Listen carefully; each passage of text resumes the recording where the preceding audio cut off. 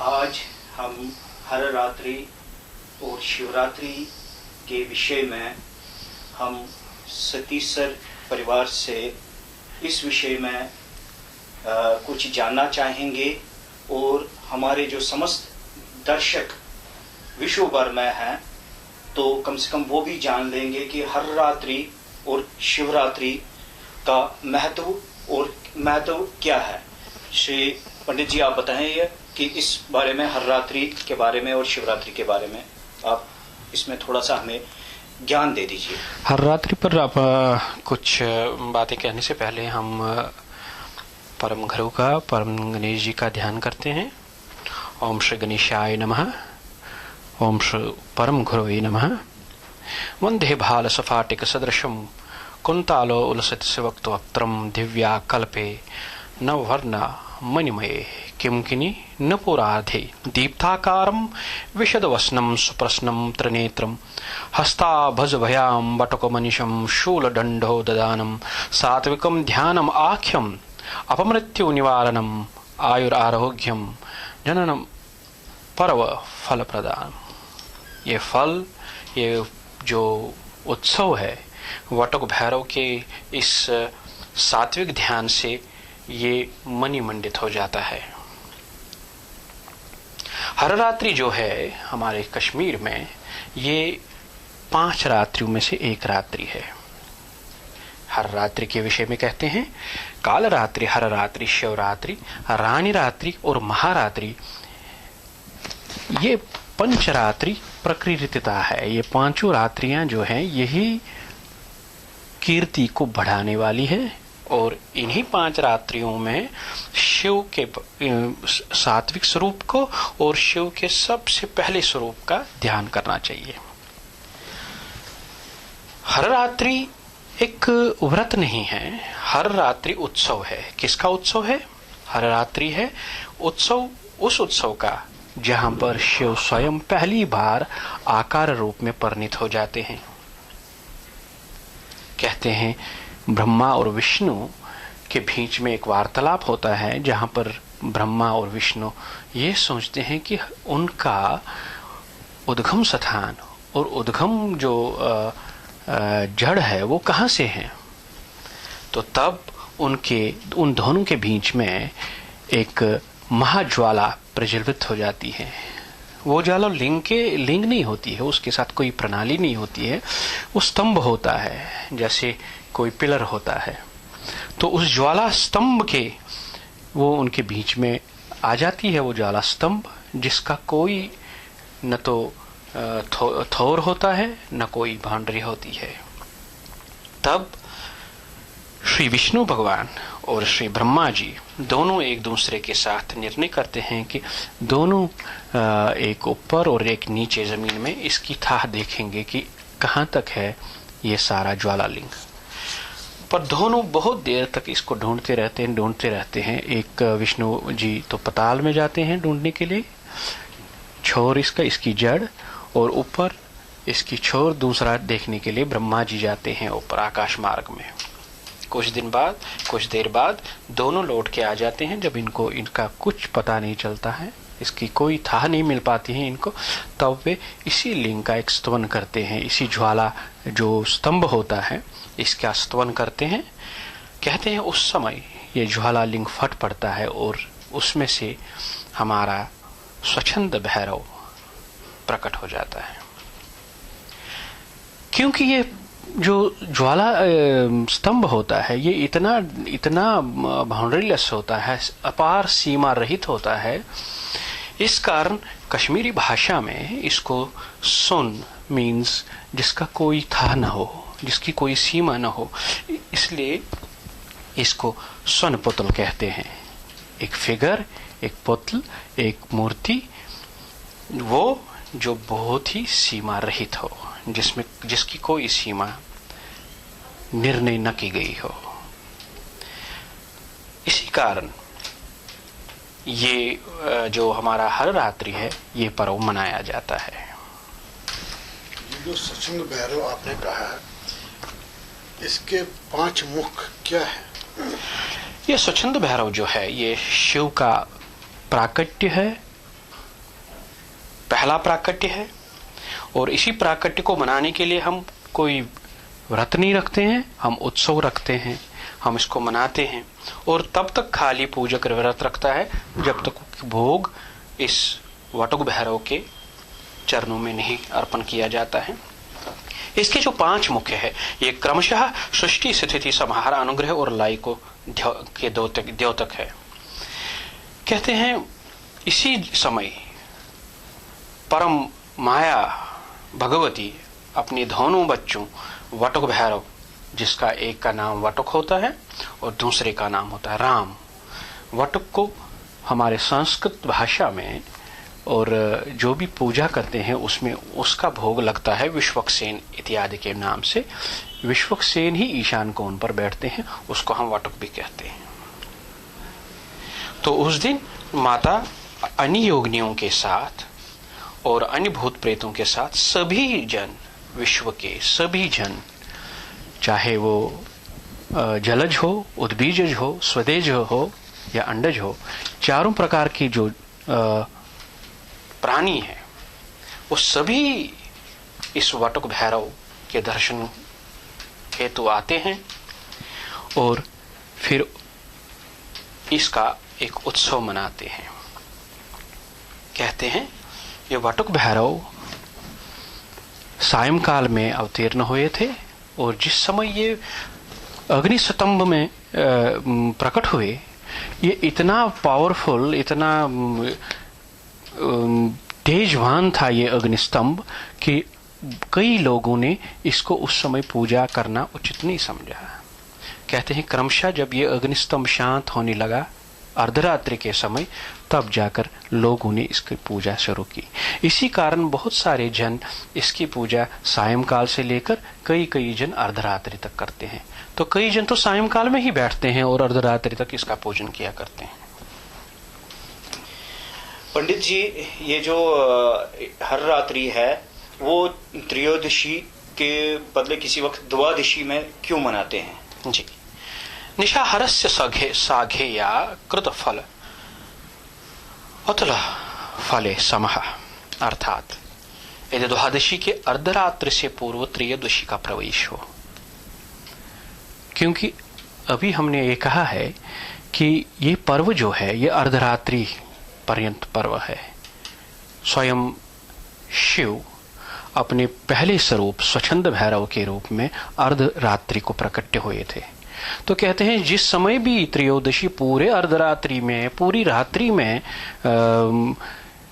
समा गई हो, पूरी रात्रि में उसका प्रवेश हो, तो सभी जन, सभी भैरव उस क्षण का बड़ी बेसब्री से इंतजार करते हैं कि कब ऐसा क्षण आ जाए जब त्रयोदशी संपूर्ण रात्रि में व्याप्त हो। इसी कारण कहते हैं यदि द्वादशी के अर्धरात्र से पूर्व त्रयोदशी का प्रवेश हो, यानी कि ऐसा कह सकते हैं कि द्वादशी मान लीजिए चल रही है किसी दिन, तो उसके अर्धरात्र में त्रयोदशी का प्रवेश हो, तो उस हर रात्रि का फल लाख यज्ञों के फल के समान है। इसी प्रकार माहेश्वर तंत्र में भी लिखा गया है, मुहूर्तार्थ निशीतस्य च उल्लंघस्य ही तिष्ठति त्रयोदशी सा तो सा प्रोक्ता नित्यम भैरवतोषिणी। जिस त्रयोदशी की एक घड़ी भी द्वादशी के अर्धरात्र से पूर्व प्रारंभ हुई हो, तो वो त्रयोदशी भैरव को तोषणी होती है, संतुष्ट करने वाली होती है। अब आप स्वयं देख लीजिए कि इस वर्ष यही घटना हो रही है।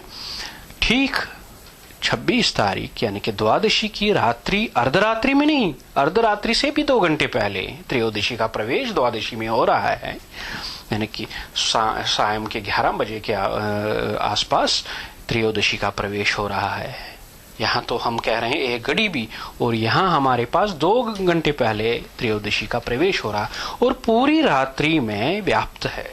तो कहते हैं ऐसी त्रयोदशी एकदम से द्वादशी को मनानी चाहिए, क्योंकि ये भैरव को तोषणी करने, नित्यम भैरव तोषणी, भैरव को संतुष्ट करने वाली है। कहते हैं हरवासर विनोद में लिखा गया है, फागुनस्ते पक्षे हर रात्रो महोत्सव। फागुन के कृष्ण पक्ष में हर रात्रि महोत्सव मनाया जाता है।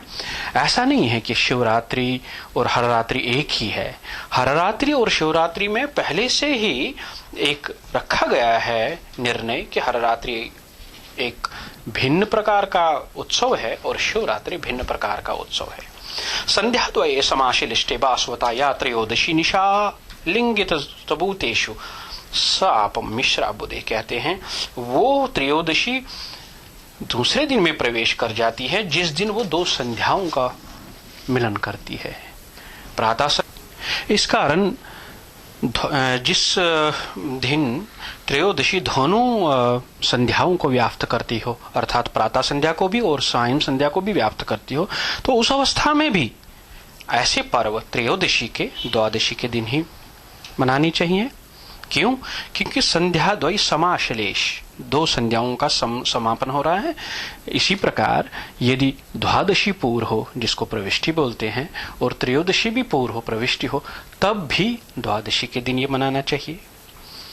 शिवरात्रि हर रात्रि का ये दिन जो है, ये शिव शक्ति क्षेत्रेश भूतेश आदि को बलि देकर व्रती सकुटुंब प्रसाद खावे, अन्यथा उससे विघ्न आते हैं। शिव संहिता भी में कहा गया है, यो याग हो उत्सवम उल्लंघस्य।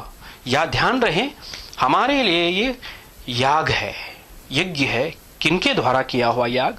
सभी भैरव उस समय उपस्थित होते हैं और स्वच्छंद भैरव के लिए एक सेलिब्रेशन जिसको बोलते हैं, एक याग का, उत्सव का एक मार्ग देते हैं। उत्सव की एक घड़ी आ जाती है, सभी बैठ के फिर स्वयं शिव को भोग अर्पण करके फिर स्वयं परिवार सहित खाते हैं।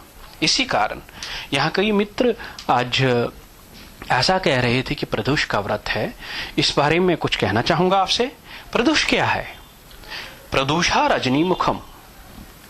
प्रदोष रात्रि के जाने के लिए मुख है, द्वार है, उसको प्रदोष बोलते हैं। और ऐसा काल सायंकाल होता है जब हमारा दिन रात्रि में प्रवेश कर जाता है। इसलिए बहुत बढ़िया श्लोक है ये, प्रदोष रजनी मुखम। प्रदोष जो है रात्रि में एंटर होने का, रात्रि में प्रवेश के लिए द्वार है। देखिए भक्तजनों, प्रदोष जो है वो कई प्रकार का होता है। प्रदोष नित्य प्रदोष भी है, वार्षिक प्रदोष भी है, मासिक प्रदोष भी है, प्रलय प्रदोष भी है और कल्प प्रदोष भी है। 5 प्रकार का प्रदोष होता है।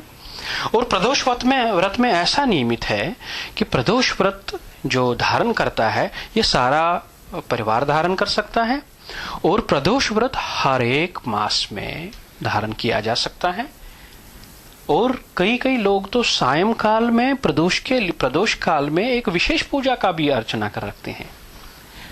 पर यहां हर रात्रि का ले लीजिए। हर रात्रि में केवल पूजक, परफॉर्मर जो होता है, ओनली वो रखता है व्रत तब तक भी जब तक कि भोग शिव और वटुकदेव आदि मंडप में अर्पण न किया जाए। और एक और बात यह है कि ये जो हर रात्रि है ये आपको हर महीने नहीं मिलेगी, न ये हर ऐसे किसी भी पक्ष में मिलेगी। ये केवल और केवल फागुन मास में जब कुंभ राशि में सूर्य का प्रवेश होता है तभी ये कुंभ भरा जाता है, घड़ा भरा जाता है, ऐसे अन्यथा नहीं भरा जाता है। और इसमें बीज क्या रखते हैं? तो बीज इसमें रखते हैं वही अपना अखरोट, जिसके चारों जो उसकी घिरियां होती हैं अंदर, वो रिप्रेजेंट करती है, वो द्योतक है हमारे चारों वेदों का। पंडित जी, इस साल हमें शिवरात्रि 24 को मनानी है। इस विषय में कई आज वक्तव्य आए हैं। कहते हैं जो लोग तंत्र शक्त्रोक्त विधि से शिव की पूजा करते हैं वह लोग पूर्वभागी होते हैं। पूर्वभागी मीन्स वो मैथमेटिकली इसकी कैलकुलेशन एक दिन पहले करते हैं, पूर्व। दूसरे होते हैं उत्तरभागी, नेक्स्ट डे जो करते हैं। और त्रयोदशी को ही ये पूजा की जाती है। कहते हैं जिस मैंने जैसे ऊपर कहा है कि यदि द्वादशी भी पूर्व हो, त्रयोदशी भी पूर्व हो, अर्थात त्रयोदशी द्वादशी को और दूसरे दिन प्रदोष को भी व्याप्त करती हो सायंकाल में, सायंकाल को, यहाँ प्रदोष का अर्थ है सायंकाल, जैसे मैंने अभी बताया, द्वादशी की दूसरे दिन प्रदोष को भी व्याप्त करती हो, तो वो पूर्व भागी होने के कारण द्वादशी में को ही लोग पूजा करते हैं, अर्थात दूसरे दिन के त्रयोदशी के सायंकाल को नहीं पूजते हैं, केवल और केवल द्वादशी के सायंकाल में ही उस त्रयोदशी का पूजन किया जाता है। तो 27 तारीख को क्या है? 27 तारीख को उस उत्सव की बधाइयां हो जाती हैं एक दूसरे के साथ। उसी को तो हमारी कश्मीर भाषा में सलाम कहते हैं। सलाम इसलिए क्योंकि कल हमने एक दिन पहले ही हमने क्या किया होता है, स्वच्छंद भैरव का साक्षात्कार किया होता है, उसकी पूजा की हो जाती है और उत्सव किया जाता है, और अगले दिन सभी भाई बंधु मिलके एक दूसरे को बधाई देते हैं कि देखिए हमने कितना महान सेलिब्रेशन की है, कितना महान उत्सव मनाया है और उस उत्सव में हम कामयाब हो गए हैं। इस कारण अगले दिन उसको बोलते हैं द डे ऑफ ग्रीटिंग्स, एक दूसरे को अभिनंदन का। पंडित जी, जो आने वाली 27 तारीख है 26 के बाद, क्या उसी को हम शिवरात्रि या हर रात्रि कहेंगे या शिवरात्रि कहेंगे या सलाम कहेंगे? देखिए, जैसे मैंने प्रारंभ में ही कहा है कि ये पंचरात्रियों का एक समूह है जिसमें कालरात्रि, हररात्रि, शिवरात्रि, रानी रात्रि और महारात्रि होती है। इसमें कालरात्रि के दिन आप वागुर बरते हैं। वागुर भी एक 11 भैरवों का एक समूह है। वो कालरात्रि के दिन रखते हैं पहले दिन, हररात्रि के दिन भैरव पूजा होती है, शिवरात्रि के दिन शिव पूजा की जाती है, और शिवरात्रि के दिन ही इस हररात्रि के उत्सव का बधाइयां सभी रिश्तेदारों के साथ मनाई जाती है। इस कारण और दूसरे दिन रानी रात्रि होती है और महारात्रि जिसको बोलते हैं, उसी दिन अखरोटों का ढूंढ का परमांजन होता है। उसी दिन ये पूजा संपन्न होती है। ये केवल हररात्रि के दिन ही पूजा संपन्न नहीं होती है, नहीं ये शिवरात्रि के दिन संपन्न होती है। ये पांचों रात्रियों के मिलन के बाद महारात्रि के दिन सायंकाल में जब हम अखरोटों का बिल्कुल पूजन करते हैं और प्रसाद बांटते हैं, तब जाकर ये सारा हम इसको विसर्जन करते हैं। इस कारण ये जो फेस्टिवल है, ये जो उत्सव है, ये 5 रात्रियों का है और 5 रात्रियों में ही मनाना चाहिए और ये उत्सव हर रात्रि के आधार पे मनाना चाहिए। इस प्रकार मैं अंत में वटुक भैरव के मंत्र का उद्धार करता हूं। ओम ह्रीं वटुकाय आपद उद्धारणाय करु वटकाय ह्रीं। ये 21 अक्षरों का वटुक मंत्र उद्धृत किया गया है। ये मनुष्यों की कामनाओं को पूर्ण करने वाला कल्प वृक्ष के समान कहा गया है। हमारी मंगलमय कामना है कि आप सभी शिव का संपूर्ण रूप से दर्शन करके स्वच्छंद रूप में अपनी शिव भाव को प्राप्त करें। शिव भाव में आप भक्ति का ओतप्रोत हो जाए। धन्यवाद।